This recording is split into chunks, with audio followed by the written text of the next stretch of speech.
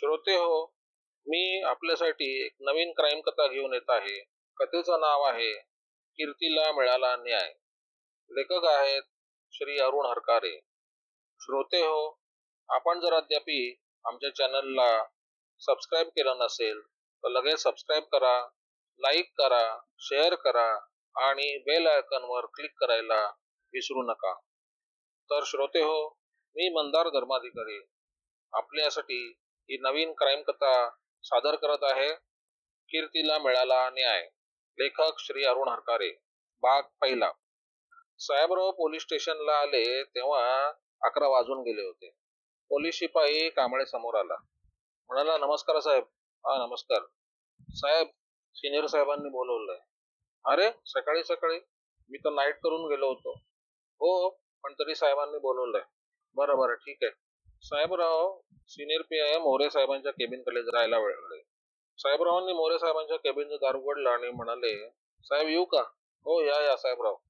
बऱ्याच वेळापासून तुमची वाट बघतोय. तुमचा मोबाईल बंद येतोय.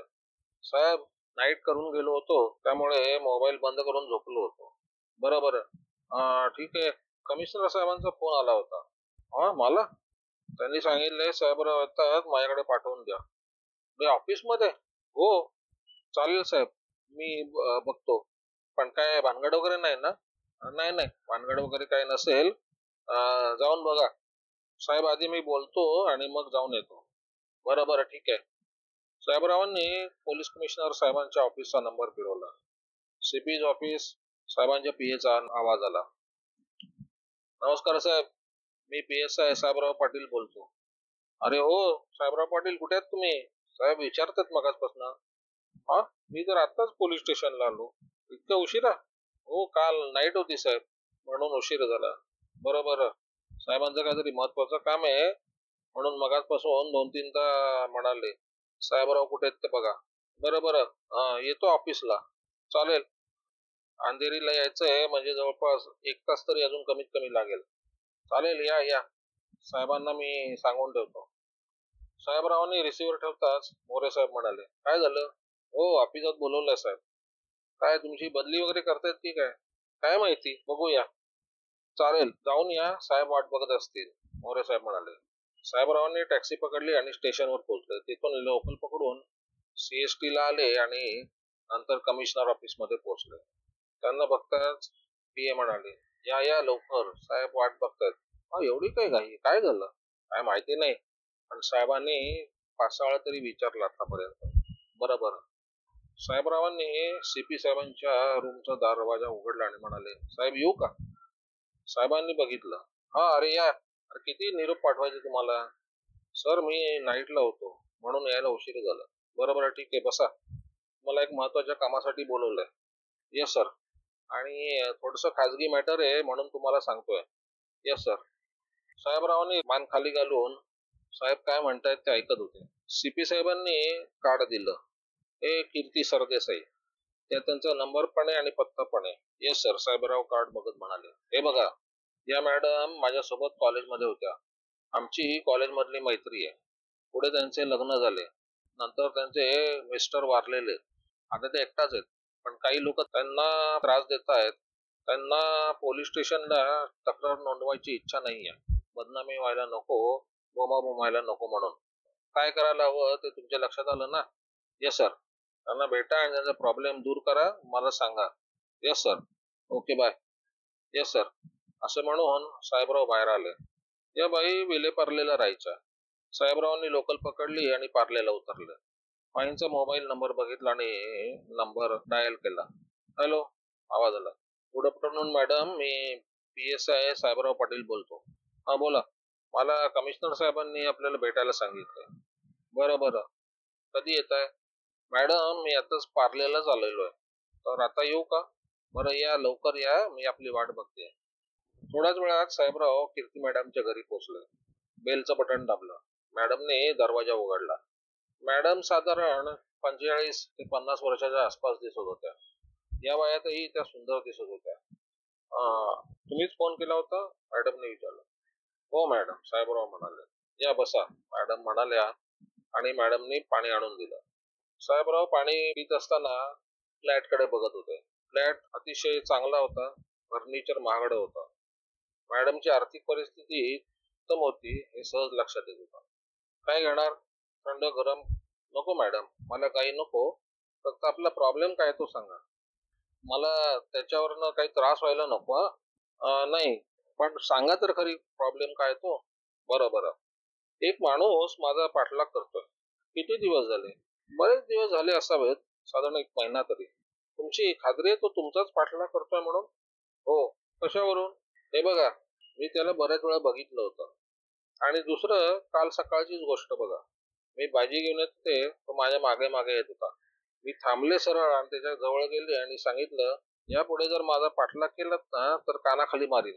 मग तो काय म्हणाला? म्हणाला, मला हात जर लावला तर तुम्हाला जेलची हवा खावी लागेल. हा? मग तुम्ही काय केलं? मी गप्प बसले. मला तो एखाद्या खोट्या केसमध्ये अडकवेल असं मला भीती वाटली. तो आताही तुमचा पाठलाग करतोय? हो, बहुतेक करतच असणार. तुम्ही घरात असताना तो बाहेर थांबतो? नाही, तसा मला कधी दिसला नाही. पण बाहेर कुठे गेले ना की तो मागे दिसतो. तुम्हाला काय वाटतं? काय करायला पाहिजे? मला वाटतं त्यांनी पाठलाग करू नये माझा. पण तो पाठलाग का करतोय ते कळायला पाहिजे. म्हणजे? म्हणजे त्याला तुमच्या मागे कोणीतरी लावलं असावं, पाठलाग करायला सांगितलं असावं. कशावरून? बऱ्याच वेळेला एखादा मुलगा मुलीचा पाठलाग करतो. ते एक आकर्षण किंवा प्रेमाची भांगड असते म्हणून. पण त्याला दम दिला तर तो काय मुलीला जेलमध्ये पाठवण्याची धमकी नाही देत. हो, बरोबर आहे. त्यावरून मी अंदाज केला की त्याला तुमचा पाठलाग करायला कोणीतरी सांगितलं असावं. मग ते शोधून काढा. हो, मी प्रायव्हेट एजन्सीची मदत घेऊन तिथे माणसं लावतो आणि हे कोण आहे ते काढतो माहिती. तो कोणासाठी काम करतो ते समजेल. हो, तो कोणाला भेटतो, कोणाला फोन करतो ते शोधून काढता येईल आणि काढावं लागेल. बरं. आणि त्याकडची माणसं एक्सपर्ट आहेत. कसलाही पाठलाग करणारा असला तरी ते शोधून काढतात. कसलाही पाठलाग म्हणजे? कसलाही पाठलाग म्हणजे पाठलाग करणाऱ्याचे वेगवेगळे प्रकार असतात मॅडम. काही पाठलाग करणारे इतके एक्सपर्ट असतात की ते तुमचा पाठलाग करतायत ते लक्षात येत नाही. एखाद्या वेळी लक्षात आलं तरी लगेच माणूस बदलण्यात येतो. आणि दुसरा, ते तुमच्या मागे येतात. तुम्ही त्यांना बघावं आणि तुमचा पाठलाग होतो हे तुमच्या लक्षात यावं अशी त्यांची इच्छा असते. का हो? कारण तुम्ही घाबराल असं त्यांना वाटतं. म्हणजे घाबरवण्यासाठी? हो, घाबरवण्यासाठी. हा त्यातलाच आहे असं तुम्हाला वाटतं? बहुतेक असावा. कारण तुम्ही म्हणताय त्याला बऱ्याच वेळा बघितलंय म्हणून. माझं तुम्ही काय करणार आहात? त्याच्या मागे काही माणसं लावतो. कोण आहे शोधून काढू. पाठलाग का करतोय तो पण शोधून काढू. पाठलाग करायला कोणी सांगितलंय ते पण शोधून काढू. त्याला काही वेळ जाईल. मला वाटतं 1-2 दिवस लागतील. जास्ती पब्लिसिटी पण नकोय तुम्हाला, पोलीस कंप्लेंट पण नकोय. नाहीतर अर्ध्या तासात समजलं असतं. म्हणजे मी त्याला अटक करून पोलीस स्टेशनला घेऊन जाऊ शकतो आणि माहिती काढू शकतो. मी गोष्ट गुप्त राहावी म्हणून मी आमचा एक प्रायव्हेट डिटेक्टिव्ह आहे त्याला सांगतो. बरं ठीक आहे, मॅडम म्हणाला. साहेबरावांनी त्यांच्या ऑफिसमध्ये फोन लावला. साहेबरावांची एक प्रायव्हेट डिटेक्टिव्ह एजन्सी होती. विश्वासराव त्यांचे पार्टनर आणि विश्वासू साथीदार. साहेबरावांचा हा बिझनेस काही महिन्यांपासून चांगला चालू होता. साहेबरावांनी त्यांच्या ऑफिसमध्ये फोन लावून म्हणाले, मी साहेबराव, आपले कोणी डिटेक्टिव्ह आहेत का तिथे? हा साहेब, आहेत ना. भाऊराव आहेत. बरं त्यांना फोन दे जरा. नमस्कार साहेब, भाऊरावांचा आवाज आला. भाऊराव, मी सांगतो तो पत्ता लिहून घ्या आणि तिथे लगेच पोचा. येस सर, भाऊराव म्हणाले. साहेबरावांनी कीर्ती मॅडमचा पत्ता सांगितला आणि म्हणाले, इथे या, मॅडमना भेटा आणि त्यांचा कोणतरी पाठलाग करते त्याच्यावर लक्ष ठेवा. Yes sir. साहेबरावांनी मोबाईल ऑफ केला आणि म्हणाले, माझा माणूस येईल आणि तुम्हाला भेटेल आणि जाईल. जाईल म्हणजे इथे जवळपास आडोशाला थांबेल. तुमची वाट बघत तुम्ही बाहेर गेलात की तुमचा पाठलाग सुरू होईल. मग माझा माणूस तुमच्या मागोमाग येईल आणि पाठलाग करणाऱ्याला शोधून काढेल. म्हणजे तो मला भेटून गेला की मी काही वेळाने बाहेर जायचं. बरोबर? हो, बरोबर. पण मला तर कुठेच बाहेर जायचं नाही आता. अहो, तसं नाही. काहीतरी कारण सांगून जायचं बाहेर. भाजी आणायला वगैरे वगैरे. कारण तुम्ही जर बाहेर गेला नाही तर माझ्या माणसाला उगीचच तुमच्या घराबाहेर बसून राहावं लागेल. पण समजा मी बाहेर गेले आणि माझा कोणी पाठलागच केला नाही तर? तर तुम्ही माझ्या माणसाला कॉन्टॅक्ट करा. तुम्ही बाहेर कधी जाणार आहेत नंतर ते कळवा. 2-4 वेळा तुमचा पाठलाग करेल तो. तर कोणी तुमचा पाठलाग करत नाही त्याच्या लक्षात आलं तर मग तुम्हाला भास होतोय असं म्हणावं लागेल. पण जी व्यक्ती माझा पाठलाग करते ती त्याच्या लक्षात आली नाही तर असं शक्यच नाही. या डिटेक्टिव्ह एजन्सीच्या माणसांना पाठलाग करण्याचं ट्रेनिंग दिलेलं आहे. तुमचा जो कोणी पाठलाग करतोय ना त्याला तो नक्की शोधून काढेल. तुम्ही जर त्या माणसाला शोधून काढलंय तर माझ्या माणसाला ते काहीच शक्य नाही. मग एक काम करा, आता आला तर 5-10 मिनिटं थांबा. मी चहा वगैरे करते तोपर्यंत तुमचा माणूस येईल. एकदा माझ्यात एकच त्याच्याशी बोला म्हणजे क्लिअर होईल. बरं बरं ठीक आहे, साहेबराव म्हणाले. साहेबराव पेपर वाचत बसले. बाई आज चहा ठेवायला गेल्या. थोड्याच वेळात त्या चहा बिस्किट घेऊन बाहेर आल्या. ती व्यक्ती तुमचा पाठलाग का करते याविषयी काही तुम्ही सांगू शकाल का? नाही, काहीच कल्पना नाही. कोणाशी काही भांडण वगैरे? नाही हो. साहेबराव बोलत होते तेवढ्यात कॉल बेलचा आवाज आला. बाईंनी दरवाजा उघडला. मॅडम, भाऊरावांचा आवाज आला. मला आमच्या साहेबांनी आपल्याला भेटायला सांगितलं. हो हो, तुमचे साहेब इथेच आहेत. या बसा आतमध्ये, मॅडम म्हणाले. भाऊराव आत आले. भाऊराव, साहेबराव म्हणाले. या मॅडम, कोणीतरी व्यक्ती यांच्याशी बरेच दिवसापासून पाठलाग करते. त्या व्यक्तीला तुम्हाला शोधून काढायचं आहे. महत्वाचं काम आहे. एकदम सीपी साहेबांनी सांगितलंय. Yes sir, yes sir. ती व्यक्ती कोण आहे, कोणासाठी काम करते ते पण शोधायचंय. Yes sir. मग मी निघू? हो चालेल साहेब, भाऊराव म्हणाले आणि साहेबराव निघून गेले. भाऊराव म्हणाले, मॅडम मी बाहेर थांबतो. कुठे? मॅडम विचारलं. अशा जागी थांबतो की कोणालाच मी दिसणार नाही. पण तुमच्या घराकडे मात्र माझं लक्ष असेल. आपण एवढ्यात बाहेर कुठे जाणार आहात? मला जायचं नव्हतं पण मी बाहेर गेले नाही तर तुम्ही त्याला शोधून कसं काढणार? खरं. मग एक काम करते, मी अर्ध्या तासात बाहेर येते. मार्केटमध्ये जाऊन भाजी घेऊन येते, तोपर्यंत तुम्ही त्याला ओळखून काढा. चालेल. भाऊराव बाहेर गेले आणि मॅडम बाहेर कधी येत आहेत याची वाट बघत बसले. साहेबराव पोलीस स्टेशनला आले तर मोरे साहेब त्यांची वाट बघत होते. साहेबरावांना बघताच त्यांनी विचारलं, काय झालं? कशाला बोलवलं होतं साहेबांनी? काही नाही, त्यांचं काहीतरी खाजगी काम आहे. खाजगी काम? हो. काय? सीपी साहेबांचं काम आहे. साहेब म्हणाले कोणाला सांगू नका. अहो हे किती दिवस चालेल काम? मला काय माहिती, तपास काम आहे, किती दिवस चालू शकतं. अहो इथे कितीतरी कामं पडली आहेत, एक तर स्टाफ कमी आहे. मग सीपी साहेबांना सांगून स्टाफ वाढवून घ्या ना साहेब. तो काय माझ्या हातात आहे का? बरं बरं. तुमच्याकडे किती केसेस आहेत? आता तुम्हाला काही वेळ मिळायचा नाही, सीपी साहेबांचं काम आहे म्हटल्यावर. मी साहेब इन्स्पेक्टर काळे साहेबांना देतो सगळी माहिती. बरं बरं, चालेल. आणि साहेब मी अधूनमधून येईन इथे, एकदम काही रजेवरती जाणार नाहीये. अरे पण तुम्ही बिझी होणार त्याच्यात. माझा फोन चालू आहे ना साहेब, मी फोन केला तर चालेल ना? अहो साहेब काय विचारता, मी तुम्हाला काही कॉन्टॅक्ट करू नका असं थोडी म्हणतोय. अरे तुम्ही मोठ्या साहेबांचं एकदम काम करणार म्हटल्यावरती.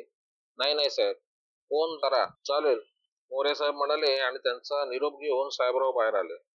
त्यांनी स्वतःची कार स्टार्ट केली तेवढ्यात मोबाईलचा बझर वाजला. साहेबरावांनी नंबर बघितला तर तो भाऊरावांचा होता. बोला, साहेबराव म्हणाले. साहेब आपलं काम झालंय. म्हणजे? तो पाठलाग करणारा? हा, सापडला. सापडला? अरे वा, खरंच कोणीतरी पाठलाग करतोय म्हणजे? हो साहेब. ठीक आहे, तुम्ही आपल्या ऑफिसात पोहोचा, मी थोड्याच वेळात तिथे येतो. बरं बरं. साहेबरावांनी मोबाईल ऑफ केला आणि आपण कमिशनर साहेबांचं काम करू शकलो याचं त्यांना समाधान वाटलं. थोड्याच वेळात साहेबराव डिटेक्टिव्ह एजन्सीमध्ये पोहोचले. त्यांना बघताच माधुरी म्हणाली, good afternoon sir. Good afternoon. कुठे गेली होतीस? मी आणि विश्वासराव लंचला गेलो होतो. शैलानी मला सांगितलं आपला फोन आला होता म्हणून. तुम्ही भाऊरावांना बोलवलं होतं ना? Sorry sir. अरे काय नाही, सॉरी वगैरे काय नाही. बरं ठीक आहे. विश्वासराव कुठे आहेत? ते मगाशी जिन्यात पडले, पाय मुरगळला आहे, डॉक्टरकडे जाऊन येतो म्हणाले. बरं बरं. आणि भाऊराव? भाऊराव काय अजून आलेले नाहीत. तुम्ही काम सांगितलं तिथेच गेलेत ना? अरे नाही नाही, मला त्यांचा फोन आला होता, बहुतेक येतील आता. बरं नवीन काय केसेस? एका बिल्डरचा आला होता फोन, तुम्हाला भेटायचंय म्हणतो.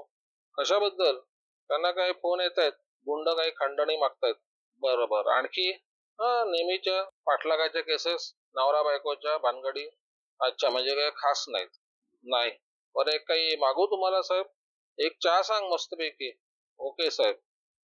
माधुरी म्हणाली आणि चहा सांगायला गेली. तेवढ्यात भाऊराव आले. या भाऊराव, साहेबराव म्हणाले. तुम्ही फार लवकरच काम करून टाकलं. हो सर, आपण गेल्यात आणि थोड्या वेळातच त्या बाई बाहेर पडल्या. त्यांच्या मागोमाग तो पाठलाग करणारा जात होता. त्याचा पाठलाग मी सुरू केला. मग बाईंनी भाजी विकत घेतली आणि घरी जायला लागल्या. तो माणूस पण वळला, तेवढ्यात मी त्याला अडवलं. मग मला बघून तो घाबरला. म्हणाला, काय झालं? तुम्ही कोण? मी सांगितलं, आमच्याकडे तुझी तक्रार आली आहे. एका बाईचा तू उगीच पाठलाग करतोयस. तुझा काहीतरी गेम दिसतोय. चल पोलीस स्टेशनला. मग काय म्हणाला? तो म्हणाला, मला एका डिटेक्टिव्ह एजन्सीनं पाठवलंय आणि त्या एजन्सीचं कार्ड दिलं. आमच्या एका कस्टमरनं सांगितलंय म्हणतो. एजन्सीचं नाव काय? Super detective agency. नंबर वगैरे? ठीक आहे साहेब, कार्डच आहे त्यांचं. साहेबरावांनी कार्ड बघितलं आणि पाठलाग कोणी करायला सांगितलं ते कळलं का?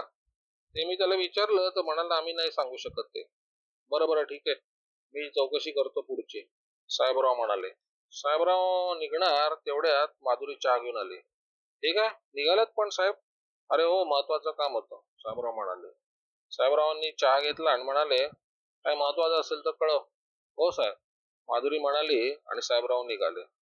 साहेबरावांनी डिटेक्टिव्ह एजन्सी शोधून काढली. बोला, वॉचमॅनने विचारलं. कोणाला भेटायचं? तुमचा मालक कोण आहे? सोनावणे साहेब आहेत का ते? हो, त्यांना सांगा क्राईम ब्रांच वरून साहेबराव पाटील PSI भेटायला आले. येस सर, असं म्हणून वॉचमॅन आत गेला. बाहेर आला तेव्हा त्याच्यासोबत एक जाडसा माणूस होता. नमस्कार साहेब, मी सोनावणे. हा बोला. बरेच दिवसापासून आपल्याला भेटायची इच्छा होती, ती निमित्ताने पूर्ण झाली. म्हणजे? आपलं नाव ऐकून आहे साहेब. बरं बरं, आपल्याशी थोडं बोलायचं होतं. या ना साहेब, आतमध्ये चला. सोनावणे त्यांना केबिन मध्ये घेऊन आला. काय मागू साहेब? नको, मला काही नको. आपण पहिल्यांदाच आलात साहेब, काहीतरी घ्या. बरं, एक काम करा माझं. या सर, आपल्या एजन्सीचा एक माणूस आमच्या एका माणसाचा पाठलाग करत होता. हा, त्या पार्ल्याच्या मॅडम? हा हा, त्या आपल्या माहितीतल्या? हो. माफ करा सर, मला माहिती नव्हतं. काय माहिती नव्हतं ते? अरे पण तो तुमचा माणूस पाठलाग का करत होता? साहेब, आमची पण डिटेक्टिव्ह एजन्सी आहे. आम्हाला जे काम दिलं जातं ते करतो. पण पाठलाग करायला काही कारण असायला हो ना? कारण काहीच नाही. आमचा कस्टमर म्हणाला पाठलाग करा, आम्ही पाठलाग करतोय. तुमच्या कस्टमरचं नाव समजू शकेल का? सॉरी साहेब, काही गोष्टी गुप्त ठेवाव्या लागतात. आमच्याकडे त्या मॅडमची कंप्लेंट आली आहे. तुम्ही सांगितलं तर आम्ही पुढची ऍक्शन घेतो. मग तुमची केस घ्यावी लागेल तुमच्या विरुद्ध. अरे नाही नाही साहेब, तुम्हाला नाव सांगतो, पण ते मी सांगितलंय असं सांगू नका. बरं ठीक आहे. त्याचं नाव आहे साहेब आनंद मोहिते. पत्ता घाटकोपरचा. फोन नंबर हा आहे साहेब. साहेबरावांनी ती माहिती घेतली आणि सोनावणेचा निरोप घेऊन साहेबराव बाहेर आले आणि मोहितेला फोन केला. हा हॅलो, आवाज आला. मोहिते साहेबांशी बोलायचं होतं. कोण मोहिते? आनंद मोहिते. मी आनंद मोहितेच बोलतो. आपल्याला भेटायचं होतं साहेब. आपण कोण? मी PSI Sahebrao Patil, crime branch वरून बोलतो. बोला, काय काम आहे? महत्वाचं काम आहे. कधी येत आहे भेटायला? कधी येऊ? बघा, आता झालं तरी चालेल. चालेल चालेल साहेब, येतो. थोड्याच वेळात साहेबराव घाटकोपरला पोहोचले. त्यांनी बिल्डिंग शोधून काढली आणि घर शोधून काढलं. बेलचं बटन दाबलं. एका तरुण मुलानं दरवाजा उघडला. तो 27-28 वर्षाचा असावा. आपण आनंद मोहिते? हो मी. आपण? मी PSI साहेबराव पाटील. अरे हा, बोला. आमच्याकडे एक तक्रार आली होती. कसली? आपण एका डिटेक्टिव्ह एजन्सीला मॅडमचा पाठलाग करण्याचं काम सोपवलं होतं. तुम्हाला कसं काय समजलं? मॅडमची कंप्लेंट आली आहे आमच्याकडे. अच्छा, चोर तो चोर वर शिरजोर म्हणजे? अहो, ती बाई स्वतः गुन्हेगार आहे आणि दाखवते असं काही आहे, सभ्य आहे म्हणून. अच्छा, मग काय साहेब, काय गुन्हा केलाय तिने? अहो, तिने स्वतःच्या नवऱ्याचा खून केलाय. काय म्हणता? तिला काय अटक झाली नाही? अहो, सगळेच गुन्हेगार काय साहेब पकडले जात नाहीत, आपल्याला पण माहिती आहे. बरं, आपण मान्य करू की तिने गुन्हा केलाय आणि तरी तिला काही झालेलं नाही. पण तिचा पाठलाग करून तुम्ही काय मिळवताय? ती कुठे जाते, कोणाला भेटते यावर लक्ष ठेवते का? कारण ती आणखी एखादा गुन्हा करणार आहे याची मला खात्री आहे. असं कसं काय? हे बघा, तिने तिच्या नवऱ्याचा खून केलाय. कशावरून? अहो, पोलिसांनी पुरावे मिळाले नाहीत म्हणून तिला अटक नव्हती केली. बरं बरं, ठीक आहे, असं समजू की पुरावे मिळाले नाहीत म्हणून अटक झाली नाही. पण तुम्ही तिचा आता जो पाठलाग करताय त्याचं काय कारण ते मी सांगू शकत नाही. का? काही प्रायव्हेट गोष्टी असतात ते सांगता येत नाही. मग मी तुमच्यावरती गुन्हा दाखल करतो. का? एका स्त्रीला त्रास देणं, घाबरवणं हा एक गुन्हा आहे. पण ती गुन्हेगार आहे. अहो ते सिद्ध कुठे झालंय गुन्हेगार आहे म्हणून? सिद्ध झालं नसलं तरी ते मला माहिती आहे. मग तुमच्या म्हणण्यापेक्षा कोर्टाचं म्हणणं महत्वाचं. ठीक आहे, मग माझ्यावरती केस दाखल करा. मी तिची केस परत रिओपन करायला लावीन. ठीक आहे बाबा, जशी तुझी इच्छा, साहेबराव म्हणाले आणि बाहेर आले. जास्त वादविवाद करून घेण्यात काय अर्थ नव्हता. आता जे घडलं त्याविषयी कीर्ती सरदेसाईंशी बोलणं महत्वाचं होतं. त्याशिवाय कमिशनर साहेबांना रिपोर्ट देणार येणार नव्हता. साहेबरावांनी कीर्ती मॅडमना फोन केला. हॅलो, कीर्ती मॅडमचा आवाज आला. मॅडम, मी साहेबराव पाटील आपल्याला भेटून गेलो होतो. हो, माझ्या लक्षात आहे ना. आपला पाठलाग करणारा आम्ही शोधून काढला. काय? हो. हो, थँक्यू व्हेरी मच. त्याविषयी जर आपल्याशी बोलायचं होतं. बोला ना. नाही, फोनवरती नाही बोलता येणार, घरी येऊन बोलतो. हो, ठीक आहे. तासाभरात साहेबराव कीर्ती मॅडमच्या घरी पोहोचले. वा साहेबराव, अभिनंदन ना तुमचं. कीर्ती मॅडम साहेबरावांचं अभिनंदन करत म्हणाल्या. कशाबद्दल? साहेबरावांनी आश्चर्याने विचारलं. मी माझा पाठलाग करणारा फार लवकर शोधून काढला. अहो ते काही कठीण नव्हतं. ही असली कामं आम्ही करतोच, सवय आहे मला. पण तो माझा पाठलाग का करत होता? एका व्यक्तीनं तुमचा पाठलाग करायला सांगितलं होतं. कोण? आनंद मोहिते. आनंद मोहिते? कीर्ती मॅडमनी घाबरून विचारलं.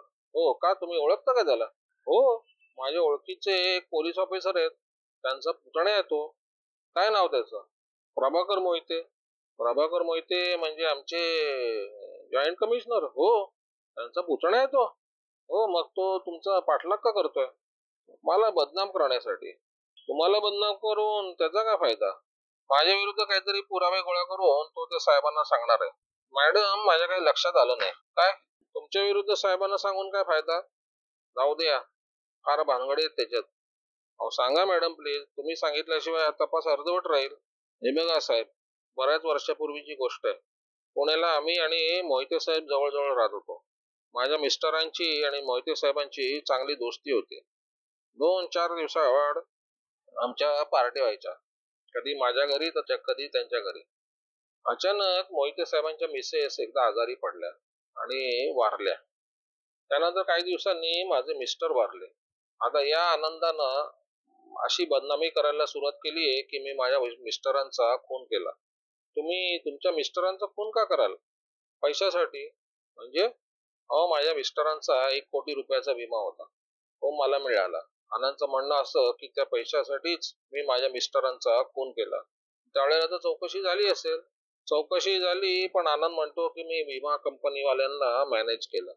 पण तो समजा असं म्हणाला तरी त्यामुळे काय फरक पडणार आहे? ही केस परत रिओपन व्हावी असा त्याचा प्रयत्न आहे.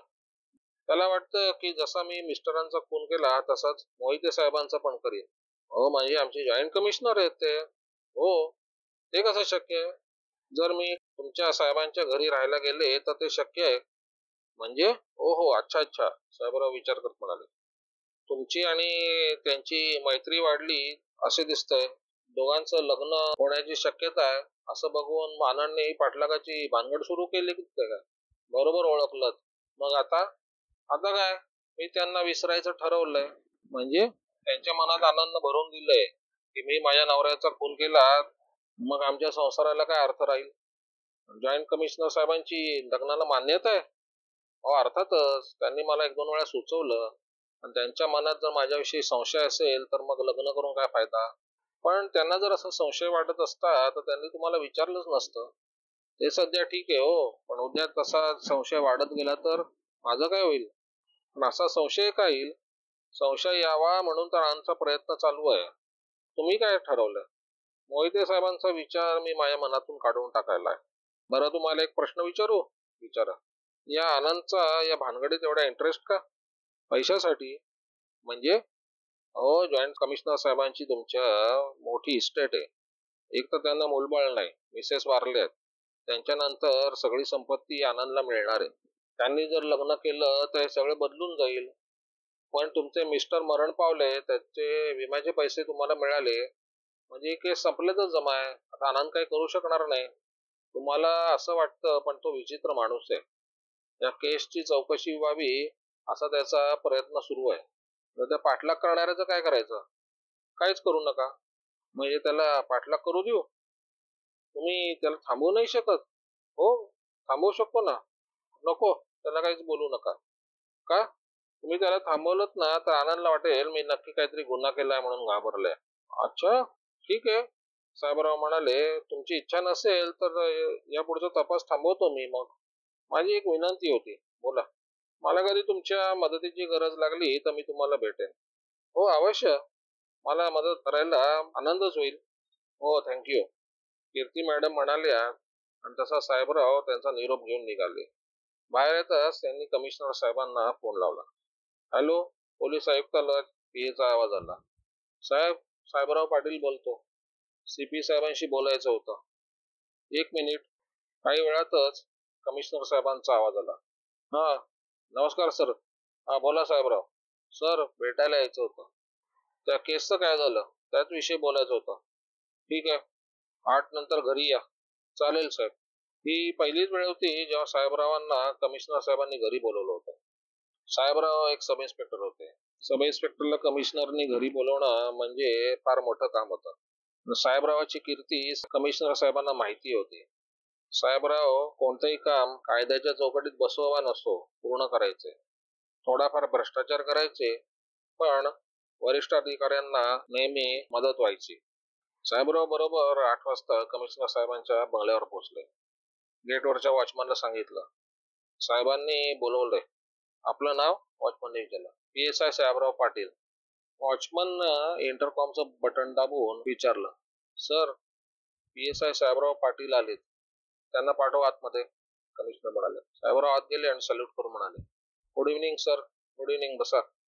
कमिशनर आणि साहेबराव पाटील दोघे बसले. नोकरानं चहा पाणी आणून दिलं. दोघांनी चहा घेतला. कमिशनर म्हणाले, तुम्हाला घरी बोलवलं मुद्दामून, पर्सनल गोष्टी आहेत म्हणून. हो साहेब. त्याचं काय झालं कामाचं? साहेब, आम्ही पाठलाग करण्याला शोधून काढला. कोण होता तो? तो एका डिटेक्टिव्ह एजन्सीचा माणूस होता. त्याला कोणी नेमलं होतं? आपल्या पुतण्यानं. आनंद ना? हो साहेब. कमाल आहे आनंद ना. हा काहीतरी भानगडीच करत असतो. मी त्याला काही बोलत नाही साहेब. काय साहेबराव, आनंद हा माझा पुतण्या आहे. मी त्याला अगदी मुलासारखं मानतो. माझा मूलबाळ नाही, त्यामुळे तो जणू काही माझा मुलगाच आहे. तो जे काही करतो ते माझ्या भल्यासाठी, त्यामुळे मी काही जास्ती त्याला बोलत नाही. पण त्यामुळे कीर्ती मॅडमना त्रास होतोय. खरंय, तिच्या नवऱ्याचा मृत्यू झाला. त्याची 1 कोटी रुपयाची पॉलिसी होती. ते पैसे कीर्तीला मिळाले. त्यापासून बऱ्याच लोकांना वाटतं की तिनंच नवऱ्याचा खून केलाय. आपल्याला काय वाटतं साहेब? मला तसं काही वाटत नाही, कारण तिचं नवऱ्यावर खूप प्रेम होतं.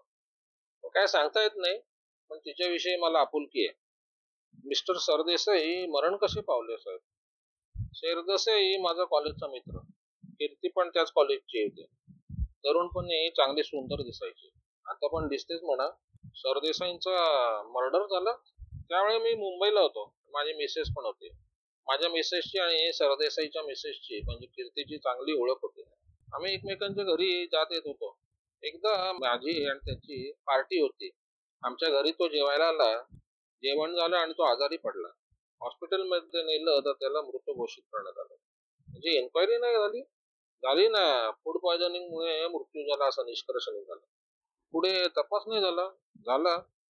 चिकन बिर्याणी खाल्ल्यामुळे मृत्यू झाला असं समजलं. चिकन मध्ये दोष असेल, कोंबडीचा काहीतरी आजार असेल असा निष्कर्ष निघाला आणि ती केस मिटली. मी आता कमिशनर असल्यामुळे काही फारसा खोलवर तपास झाला नाही. ती चिकन बिर्याणी आपण पण खाल्ली असेल. हा, त्या सरदेसाने बहुतेक जास्ती खाल्ली असावी. त्याला ते झेपली नसेल. बॉडीचं पोस्टमॉर्टम झालं नाही? झालं ना.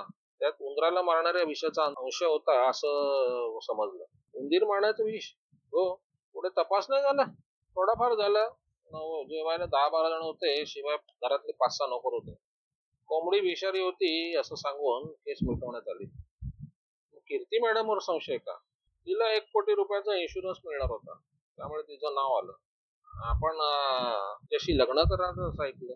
हो, तिला मी तसं म्हटलं होतं. दोघांची आमची जवळजवळ 50शी उलटून गेली. तशी काय फारसं वय नाही, तिलाही कोणालाचा तरी आधार पाहिजे. मलाही कोणतरी काळजी घेणारं हवंय. मॅडम काय बोलतात? काहीच बोलत नाहीत. मला सांगत होत्या. काय? माझ्यावर जे आरोप झालेत तो खरा आहे की खोटा आहे सिद्ध झालं नाही अशा वेळेला लग्नाचं पाऊल उचलणं योग्य नाही म्हणून. तोच तर प्रॉब्लेम आहे, त्यामुळे काही करता येत नाही. मग बघू, काही दिवस वाट बघू. काही दिवसांनी ती मत बदलेल आणि प्रकरण शांत होईल. Yes sir. तिला कोणाच्या तरी मदतीची गरज आहे. बरेच लोक तिला त्रास देत आहेत. मी स्वतःहून पुढे येऊन काही मदत करू शकत नाही. तुमच्या लक्षात येत आहे ना? हो सर, हो सर. तुम्ही तिला काही मदत करावी असं मला वाटतं. मदत करीन ना सर. काही प्रॉब्लेम असेल तर मी प्रयत्न करीन. ठीक आहे, अधनं काय होतं ते रिपोर्ट देत जा. Yes sir. Good night. Good night साहेब. कमिशनर म्हणाले तसे साहेबराव सॅल्यूट करून निघून आले. ही एक विचित्रच भानगड होती. साहेबाचंच प्रेम प्रकरण दिसत होतं. याशिवाय कोणाला काही सांगताही येत नव्हतं. साहेबराव बाहेर आले आणि कारमध्ये बसले. तेवढ्यात मोबाईलचा बजर वाजला. हॅलो, कोण? साहेबराव. कीर्ती मॅडमचा आवाज आला. हो, बोलतोय. मी कीर्ती सरदेसाई. हा, बोला मॅडम. आत्ताच इन्शुरन्स कंपनीमधून फोन आला होता. कशाबद्दल? ते म्हणतात तुम्हाला जे इन्शुरन्सचे पैसे दिले गेले ते चुकीचे आहेत. म्हणजे? कसे काय? कोणास ठाऊक. ते म्हणतात आम्हाला चौकशी करायची आहे. उद्या माणूस येणार आहे चौकशी करायला. अच्छा. मी काय करू? त्यांना सांगा माझे मित्र येणार आहेत, ते तुमच्या प्रश्नाची उत्तरं देतील. कोण मित्र? अहो मी, दुसरं कोण? तुम्ही याल? हो, अर्थातच. Thank you thank you. किती वाजता त्यांचा माणूस येणार आहे? सकाळी 10ला. बरं बरं, ठीक आहे, मी 10 वाजता पोहोचतो. साहेबराव घरी पोहोचले आणि आईनं विचारलं, काय रे, जेवायचं का? हो. अरे बाबा, पण तुझ्यासाठी थांबले. त्यांना कशाला थांबवायचं? मी कशाला थांबू? तेच म्हणाले साहेबराव आल्यावर जेवू म्हणून. साहेबरावाचा नियम होता, दिवसातून एकदा तरी घरी जेवायचं. साहेबराव जेवायला बसले. तेवढ्यात बाबांनी विषय काढला. अरे साहेबराव, तुझं आता वय होत आलं, लग्न कधी करतोयस? का बाबा, हे लग्नाचं मध्येच कसं आलं डोक्यात? मध्येच कशानं? कितीतरी वेळा तुला आता विचारलं आणि विचारतात लोक. तू आता 27-28 वर्षाचा झालास की किती वर्ष असंच राहणार आहेस? बाबा, मी ठरवलंय, इन्स्पेक्टरचं प्रमोशन मिळाल्याशिवाय लग्न नाही करायचं. का? तुझा पगार चांगला आहे, तुझं नाव चांगलं आहे आणि अजून काय 5-6 वर्ष तरी सहज जातील तुला इन्स्पेक्टरचं. 35व्या वर्षी काही लग्न करणार आहेस की काय? बाबा, पोलीस खात्याची नोकरी म्हणजे 16 वर्षी पोळी आहे, तुम्हाला पण माहिती आहे. काहीतरी होऊन एखाद्या केसमध्ये अडकलो तर लोक मला सस्पेंड करून टाकतील, काय सांगता येत नाही. अरे ते तर आहेच ना. आणि शिवाय तुझी स्वतःची डिटेक्टिव्ह एजन्सी चांगली चालली आहे की. डिटेक्टिव्ह एजन्सी चालली आहे बाबा, पण ती ही पोलीस खात्यात नोकरी असल्यामुळे. नोकरी गेली की डिटेक्टिव्ह एजन्सी बंद झाली असं समजायला हरकत नाही. म्हणजे हा सपोर्ट आहे. पोलीस खात्यातल्या नोकरीमुळे डिटेक्टिव्ह एजन्सी चांगली चालली आहे. तुझ्याशी बोलण्यात काय अर्थ नाही, बाबा चिडून म्हणाले. थोड्याच वेळात जेवण आटोपली आणि साहेबराव बेडरूम मध्ये आले. टीव्ही ऑन केला आणि बातम्या लावल्या. थोड्याच वेळात त्यांना झोप लागली. थोड्याच वेळात मोबाईल वाजला.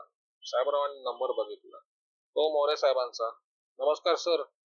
नमस्कार साहेबराव, कुठे आहात तुम्ही? सर, मी सांगितलं ना आपल्याला, सीपी साहेबांच्या कामात बिझी आहे म्हणून. अरे इथे जाम प्रॉब्लेम झालेत. काय? तू आलास की मी सांगतो.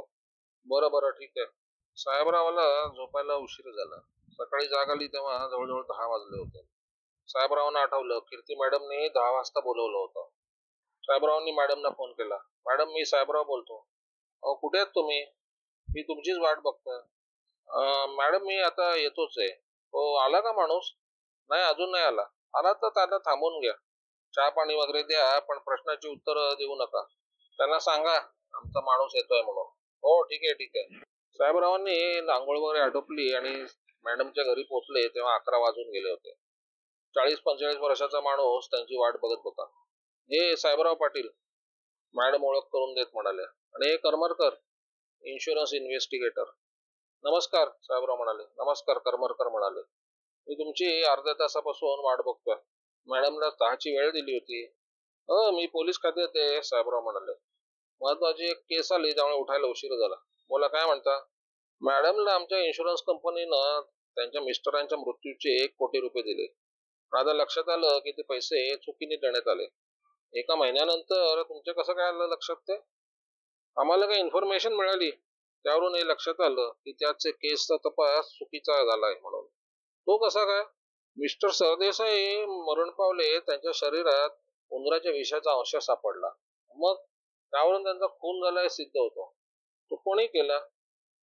आम्हाला असे पुरावे मिळाले की त्यावरून ते सिद्ध होतं की ते मिसेस सरदेसाईंचा हात होता. अच्छा, काय पुरावे मिळाले? मिसेस सरदेसाईंच्या बाजूला एक दुकानदार आहे, त्यांच्याकडून सरदेसाईंनी उंदराचं विष खरेदी केलं होतं. केलं असेल, साहेबराव म्हणाले. त्यावरून हे सिद्ध होत नाही की त्यांनीच मिस्टरांना विष दिलं म्हणून. नाही, आमचा तपास सुरू आहे, त्यावरूनच आम्ही हे सिद्ध करू की मिसेस सरदेसाईंनी त्यांच्या मिस्टरांचा खून केलाय. मिस्टर, तुम्ही वाटेल ते आरोप करू नका. आधी पुरावे गोळा करा आणि मग आमच्याशी बोला. पुढे मिसेस सरदेसाईंना फार त्रास होईल. कसा काय? गुन्हा सिद्ध झाला तर त्यांना जेलमध्ये जावं लागेल. याशिवाय बदनामी होईल ती वेगळीच. जे काय होईल ते तोंड द्यायला आम्ही समर्थ आहोत. त्यापेक्षा माझ्याकडे एक योजना आहे. कोणती? विमा एजन्सीनं मिसेस सरदेसाईंना जे 1 कोटी रुपये दिले ते परत करावेत. मग आमची कंपनी काही ऍक्शन घेणार नाही. आम्ही एकही पैसा देणार नाही. तुम्हाला तुमचे पैसे हवे असतील तर कोर्टात जा. कोर्टात किती वर्षे लागतील ते तुम्हाला मी काय सांगू शकत नाही. आमच्या कंपनीकडे चांगले वकील आहेत. पैशाची कमतरता नाही. तुमची बदनामी होईल आणि पैसे पण जातील. हे बघा मिस्टर, साहेबराव म्हणाले, आम्ही सुद्धा तुमच्या कंपनीवर अब्रू नुकसानीचा दावा करू शकतो. तो कसा काय? एकदा तुम्ही विम्याचे पैसे देता आणि ते परत मागता. काय मस्करी झाली काय? पैसे खर्च झाले असते तर कुठनं देणार ते? तुम्ही पुढचा विचार केलेला दिसत नाही. मी सगळा विचार केलाय. तुम्ही जर परत त्रास द्यायला आलात ना तर सरळ मी जेलमध्ये टाकेन. मला जेलमध्ये? का? एका सभ्य महिलेला तुम्ही त्रास देताय, ब्लॅकमेलिंग करताय. बरं ठीक आहे, मी निघतो. आता बघू, तुम्हाला आता कोर्टातच खेचतो. बरोबर. ठीक आहे, साहेबराव म्हणाले. करमरकर गेल्यावर साहेबराव कीर्ती मॅडमचा चेहरा निरखायला लागले. या बाईने खरंच आपल्या नवऱ्याचा खून केला असेल काय, हा विचार त्यांच्या मनात येत होता. कसला विचार करताय? कीर्ती मॅडमने विचारलं. तुमच्याबद्दल? माझ्याबद्दल? हो. काय? त्या उंदराच्या विषयाची काय भानगड आहे? आमच्याकडे एकदा खूप उंदीर झाले होते, तेव्हा मी उंदराचं विष खरेदी केलं होतं. आणि तो इन्शुरन्स एजंट म्हणत होता ते खरं आहे. हो, मी उंदराचं विष खरेदी केलं होतं ते खरं आहे. आणि तुमच्या मिस्टरांविषयी सांगत होता ते मात्र खोटं आहे. तुम्हाला मिळालेल्या पैशाचं तुम्ही काय केलंय? पैसे मी शेअर्स मध्ये गुंतवलेत. काही फायदा झाला का? फायदा होत होता, आता तोटा होतोय. तुमच्याजवळ आता 1 कोटी रुपये आहेत. कॅश नाही, पण शेअर विकले तर तेवढे मिळतील. मला वाटतंय की इन्शुरन्स एजन्सीवाले गप्प नाही बसणार. ते तुमच्यावरती केस करतील. चांगला वकील नेमायला हवा. काळजी करू नका, मी वकिलाला 5 लाख रुपये देऊ शकते. ठीक आहे, पण माझ्यावरचा आरोप खोटा आहे सिद्ध व्हायला पाहिजे. आपण तसा प्रयत्न करू. आता काय करायचं? तुमचा पाठलाग कोण करतं हे तुमच्या लक्षात आलंय. इन्शुरन्स एजन्सीवाले पण तुमच्या मागे आहेत. तेव्हा आणखी काही भानगडी होणार नाही त्याची काळजी घ्या. बरं, मी काळजी घेईन, कीर्ती मॅडम म्हणाल्या. असं जरी त्यात म्हणाल्या असल्या तरी त्या आणखी एका भानगडीत अडकणार आहेत याची साहेबरावांना मात्र कल्पना नव्हती.